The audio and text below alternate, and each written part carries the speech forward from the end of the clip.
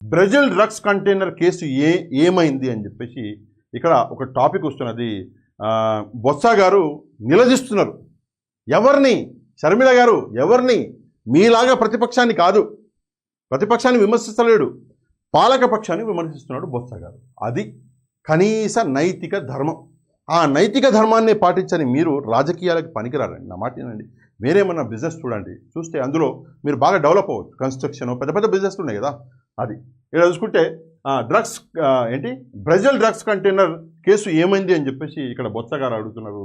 అంతకంటే సరే, ఇది ఫినిష్ చేద్దాం, దాని తర్వాత మళ్ళీ ఆడుకొద్దాం. దీనిని దిగుమతి చేసుకున్న సంధ్య ఆక్వా మెరైన్ కంపెనీ బీజేపీ రాష్ట్ర అధ్యక్షురాలు బంధువులదే. బీజేపీ రాష్ట్ర అధ్యక్షురాలు ఎవరు? ఈ విషయం మీ అందరికీ ఆల్రెడీ తెలుసు, నాకు కూడా తెలుసు. పురంధేశ్వరి గారు, ఆమె బంధువులదే ఈ కంపెనీ. ఏంటంట? సంధ్య ఆక్వా మెరైన్ కంపెనీ. ఏంటి? వీళ్ళు వేరే దేశాల నుంచి చేపలు, తిమింగలాలు లేదా ఇంకేదో బంగారం కాదు తీసుకొచ్చింది. ఈ పిచ్చనా కొడుకులు ఏకంగా డ్రగ్స్ కంటైనరే తీసుకొచ్చారంట. ఏం చేయాలని అసలు ఇక్కడ ఇండియాలో పాలిటిక్స్ ఎట్లా నడుస్తుంది ఒకసారి చూడండి. ప్రజలందరూ అమాయకులు, ఏం తెలియదు. ఇంత పెద్ద కంటైనర్ వచ్చింది, ఆ కంటైనర్ సంగతి ఏమైంది? మళ్ళీ ఏమైనా న్యూస్ వచ్చిందా దాని తర్వాత? రాలే. ఎందుకంటే చేరవలసిన అందరికీ, ప్రతిపక్షాలకి, పాలక పక్షాలకి, వేరే పక్షాలకి, పెద్ద న్యూస్ రిపోర్టర్లకి అందరికీ డబ్బులు చేరిపోయింది. కథం దాన్ని మొత్తం ఆడికి బొందబెట్టేశారు. మనం ఏంటంటే పిచ్చోళ్ళం. ఆడేదో కూల్చేసిండంట జగన్మోహన్ రెడ్డి, చంద్రబాబు నాయుడు గురించి ఏమన్నాడంట, చంద్రబాబు నాయుడు జగన్మోహన్ రెడ్డి గురించి ఏమన్నాడంట, ఎట్లా అంటాడు, మమ్మల్ని అంటాడా, మా కులాన్ని అంటాడా అని చెప్పేసి పెద్ద రోషం వస్తుంది మనకి. కానీ ఇట్లాంటి విషయాలు మొత్తానికే బొందబెట్టేస్తారు. ఎందుకంటే ఇది కొన్ని వేల కోట్ల రూపాయల వాల్యూ అది కంటైనర్. అందుకే ఎవరికి చేరవలసింది వాళ్ళకి చేరింది. ప్రతిపక్షము తిన్నది ఇందులో, పాలకపక్షము తిన్నది ఇందులో, మీడియా వాళ్ళు తిన్నరు ఇందులో, ప్రతి గవర్నమెంట్ ఎంప్లాయీ కూడా, దానికి సంబంధం ఉన్న వాళ్ళు కూడా తిన్నారు. మొత్తానికి విషయాన్ని బొందబెట్టేసి మీకు గుర్తున్నది. కొన్ని సంవత్సరాల కింద, అంటే రీసెంట్లీ మోదీ గారి లాస్ట్ ఎలక్షన్ తర్వాత ఒక అంబానీ ఏమంటారు దీంట్లో షిప్ యార్డ్లో పెద్ద లెక్కలో కొన్ని లక్షల కోట్ల విలువైన డ్రగ్స్ దొరికినాయి. ఒక న్యూస్ అన్నది వచ్చింది.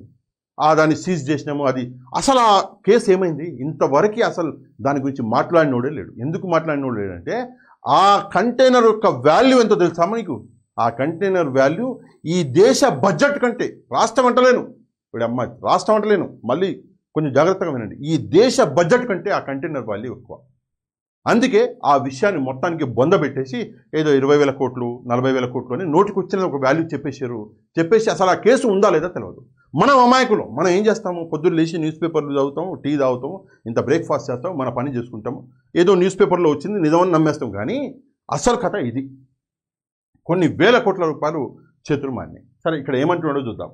ఆ సంధ్య ఆక్వా మెరైన్ కంపెనీ అది ఎవరిది? బీజేపీ రాష్ట్ర అధ్యక్షురాలు బంధువులదే అని చెప్పి చెప్తున్నాడు.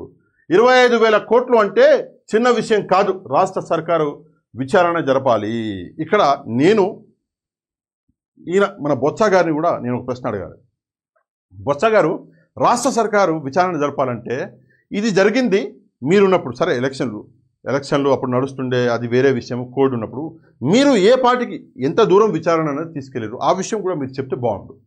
సరే, ఎలక్షన్ కోడ్ అమల్లో ఉండే, నేను కూడా అప్పుడు ఆంధ్రాలో ఉండే. నేను ఆంధ్రాలో అప్పుడు డిస్టిక్లో ప్రజలతోటి మాట్లాడదాము, డిఫరెంట్ కాన్స్టిట్యూన్సీలను తిరుగుతున్నా.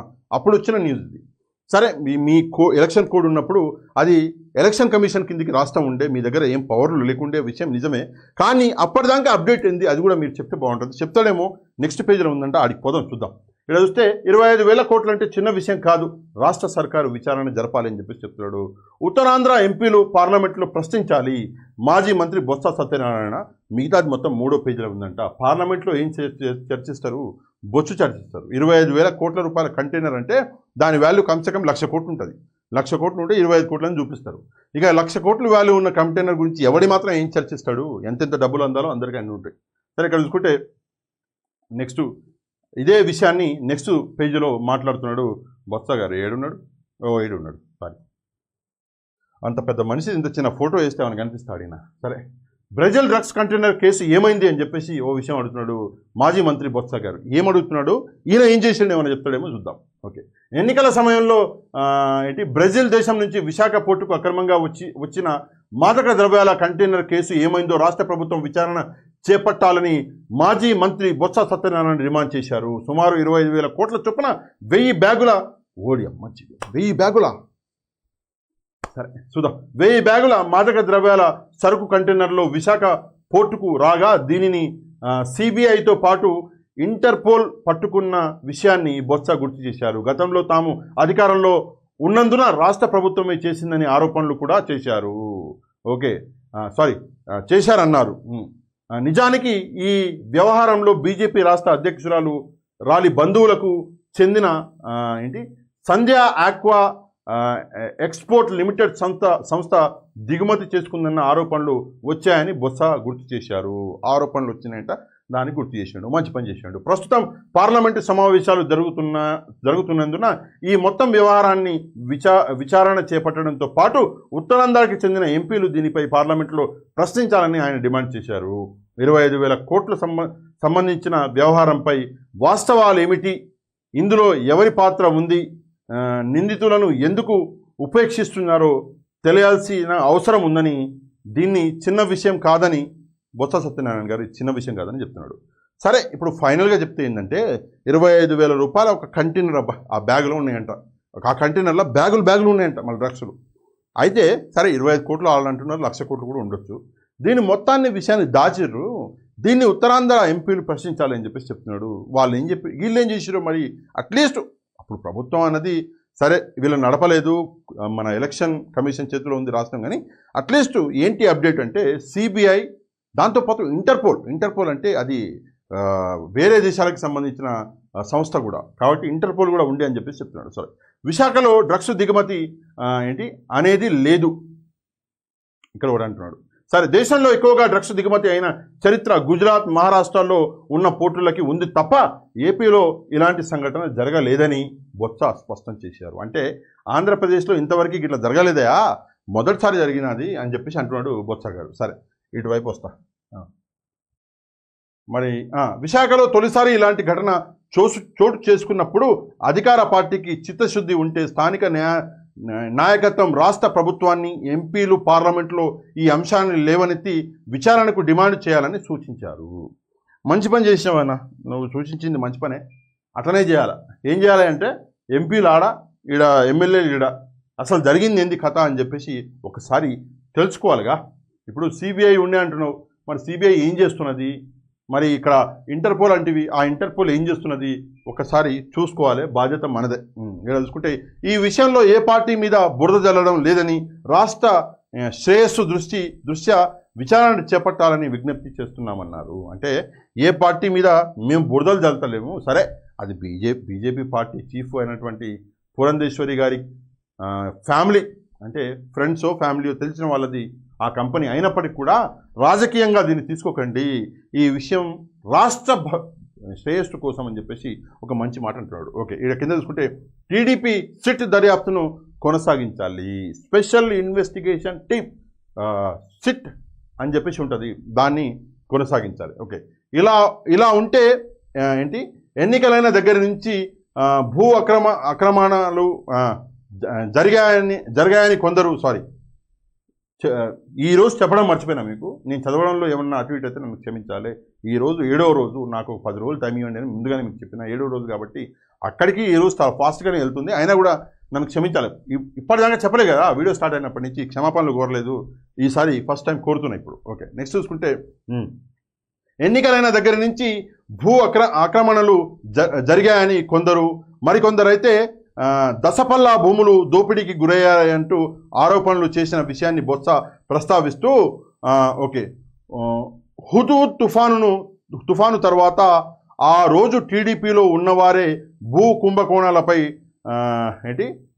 పరస్పర ఆరోపణలు చేసుకోగా ఇప్పటి టీడీపీ ప్రభుత్వం సిట్ ఏర్పాటు చేసి ఏడాది పాటు దర్యాప్తు చేసిందన్నారు.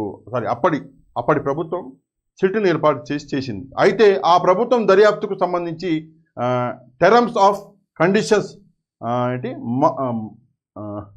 మార్పు చేసి 2004 నుంచి విశాఖ ప్రాంతంలో జరిగిన భూ ఆక్రమణలపై దర్యాప్తు చేయాలని నిర్ణయించారని బొత్స తెలిపారు. అంటే 2004 నుంచి దివంగత సీఎం రాజశేఖర రెడ్డి ప్రభుత్వంలో మంత్రులుగా తామున్న ఆ అంశాన్ని కూడా తెరపైకి తెచ్చారన్నారు. అయితే ఇప్పుడు విశాఖలో భూ ఆక్రమణల అంశం మళ్ళీ తెరపైకి వచ్చిన నేపథ్యంలో నిజంగా చిత్తశుద్ధి ఉంటే, అంటే ఈయన ఏమంటున్నాడు అంటే మొత్తానికి ఈయన అనేది ఫస్ట్ ఆఫ్ ఆల్ బొత్స గారు మాట్లాడే సగం మాటలు బయట అర్థం కావు.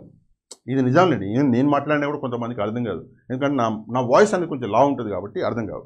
ఈయన ఏమంటున్నాడంటే ఒకప్పుడు ఆరోపణలు వస్తే 2004లో రాజశేఖర రెడ్డి గారి హయాంలో అప్పుడు సిట్ అన్నది వేసారు, అది జరిగింది, దర్యాప్తు జరిగింది, ఇప్పుడు కూడా మళ్ళీ ఆరోపణలు వస్తున్నాయి కదా, మళ్ళీ సిట్ అన్నది వేయండి అని చెప్పేసి పెద్ద ఆయన అంటున్నాడు. సరే ఏదేమైనప్పుడు కూడా డైరెక్ట్గా బొత్స సత్యనారాయణ గారు డ్రగ్స్ మించి భూ కుంభకోణానికి వెళ్ళిండు. అవసరం లేదు, ఒక పాలి ప్రెస్ మీట్ పెట్టి ఒక టాపిక్ గురించి మాట్లాడితే సరిపోదు, రెండు ఒకేసారి ఎందుకు, మనం రోజు పెట్టాలి కదా ప్రెస్ కాన్ఫరెన్స్. మీరు ఒకే రోజు అన్ని మాట్లాడితే ఇన్నోనికే అర్థం కాదు, బొచ్చు అన్న మీకు కూడా అర్థం కాదు. అందుకే ఒక టాపిక్ మంచిది ఎంచుకున్నాను, మీరు చాలా మంచి టాపిక్ డ్రగ్స్ గురించి, దీని మీదనే ఉండండి, స్టిక్ ఆన్ అయ్యి.